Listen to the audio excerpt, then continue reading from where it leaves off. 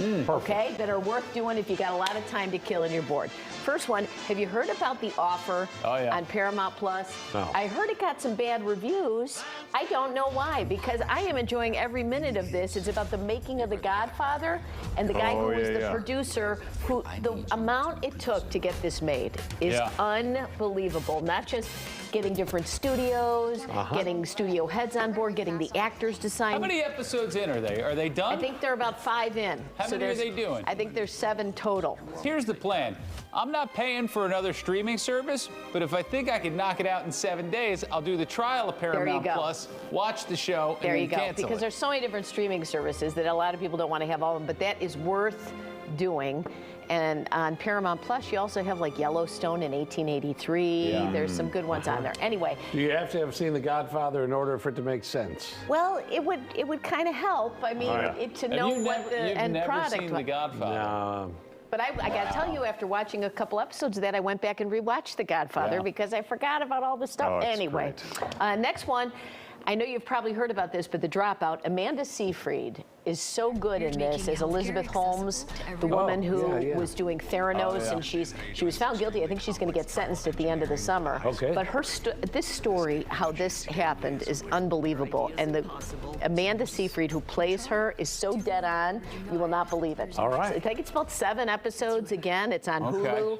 Well worth your time. Also on the Hulu, which was out about a year or 2 ago, I think, is Dope Sick, where Michael Keaton plays like a doctor in Appalachia at the start of the opioid crisis, and how that all started. And my sister told me to watch this. I'm like, oh, that sounds, I don't know. That's kind of heavy, and it is heavy, but it's so well done and that it's not. You're going to sail through it, is my point. It's not a happy, there's no song dance routines. No, but it's you're just intrigued, like, what the heck? What's going on? And the way they do episode to episode is really good. And Michael Keaton's amazing in it. Next one, have you heard of The Thing About Pam? It was on Renee Zellweger? Yes, Renee Zellweger, that's her. You won't recognize her. You won't recognize Renee Zellweger playing a true story of a woman who murdered her best friend for the insurance in Missouri. It's all tied into a Dateline NBC episode. A Dateline producer was there. She ends up pretending to be a Dateline producer. There's so many levels to this that it keeps going on and on that it's really another great deep dive on the Peacock streaming service. I know you're a big fan of Julia Child. Yes.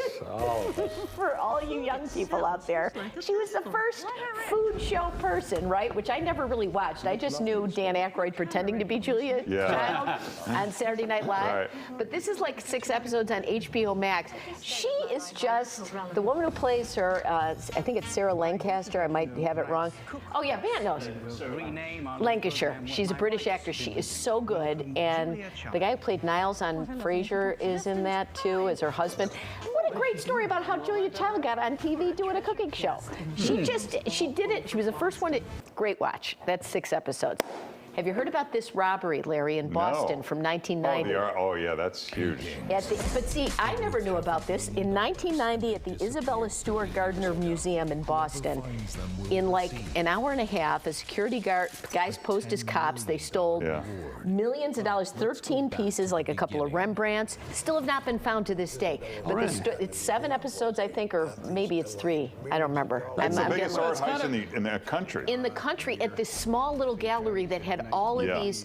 It stole like 13 amazing works of art, never been caught to this day. They tied up the security guard, but they think he was in on it. Maybe they allude to it. What do you he was do? never What do you charged. Do I mean, you can't sell those at a flea market. I don't know. You're not going to get what they're worth. The answer to that question is fascinating. I won't give it away. Really? But yes. Oh, you haven't gotten that far. This is one of the few things I've actually seen. It's an unbelievable. Talk about layers. I haven't gotten to the end. Yeah, I'll tell you during the commercial break. But that's fascinating. I didn't even know that story. And do you guys know who Harry Nilsson is? Nope. Up in engineering. You know this song?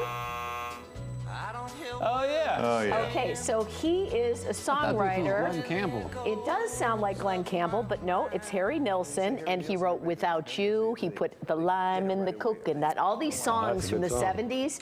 And It was John Lennon's favorite artist, and so he had a big album in the 70s, and he wrote like the soundtrack to Popeye. Sad story, in like addiction, I think he eventually died, but I was surprised how many things he wrote that I knew him, and they say he had one of the most pure voices, and this is a little hour and 20-minute documentary about someone that I would have thought I would have known because I'm a fan of the easy listening, and I didn't know him by name. Wow. Yeah. So it's a little deep dive, I think is A low commitment. Yeah. Yeah. So there we go. It's a quick trip there. That's great. No, because I think we already played the song there, Terry. I was sorry, I'm talking to Terry, the producer. Don't worry about it. But anyway, there we go. So there's my short little list. And if you have more ideas, send them my way. All right. I got to get out of my house. A lot more time to watch TV.